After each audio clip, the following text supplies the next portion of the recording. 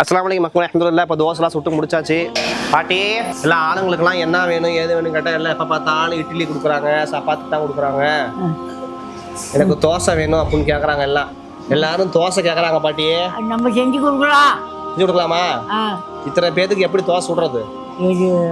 இது பெரிய கல் வச்சு கொடுக்கணும். சுடலாமா? நம்ம வந்து எப்போவுமே மதரசாவில் இந்த பிரியாணி சாப்பிடுவாங்க, சாப்பாடு சாப்பிடுவாங்க, இட்லி கூட அடிக்கடி கொடுப்போம், சப்பாத்தி கொடுப்போம்.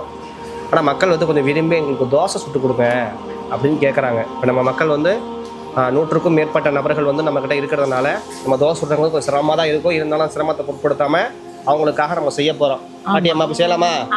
மாவு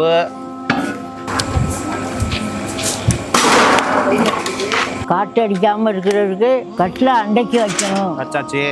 வெயிட்டாக இருக்குது பாட்டி அம்மா.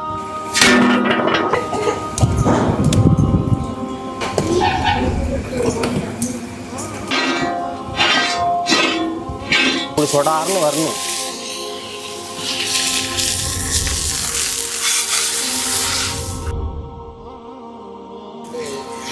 பிரியாணி சட்டியினுடைய மூடி இதை வச்சுக்கிட்டு தான் அனல் தாங்க முடியாமல் பண்ணிட்டு இருக்கிறோம். ஏன்னா மக்கள் வச்சுக்கிறாங்க, தோசை மேலே ஆசைப்படுறாங்க.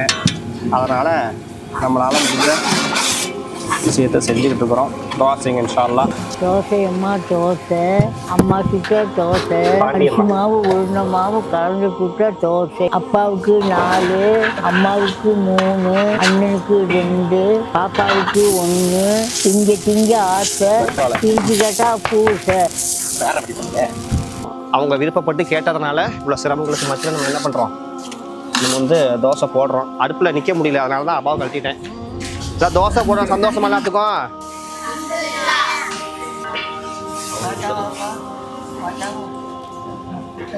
நல்லா இருக்குங்களா? பிடிச்சிருக்கா உங்களுக்கு? பரலையாம்மா, தோசை நல்லா இருக்குங்களா? சூப்பரா இருக்கா?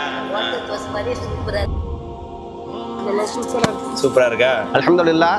இன்னைக்கு தோசையை கொடுத்து எல்லா பிள்ளைங்களும் சந்தோஷப்பட்டாங்க, பெரியவங்களும் சந்தோஷப்பட்டாங்க. இந்த மாதிரி தாருல் மஹப்பாவுடைய இருக்கக்கூடிய மக்களுடைய ஆசைகளை உங்களை போன்ற நல்லடியார்களை கொண்டு தான் உங்களுடைய ஆசை நிறைவேற்றி வரும். உங்களுடைய ஆதரவையும் உங்களுடைய உதவியையும் உங்களுடைய ஆலோசனைகளையும் எப்போவுமே தாருல் மஹப்பாக்கு தாருங்கள் என்று சொல்லி தாருல் மஹப்பா சார்பாக கேட்டுக்கொள்கிறேன். அஸ்ஸலாமு அலைக்கும் வரஹ்மத்துல்லாஹி வபரகாத்துஹு.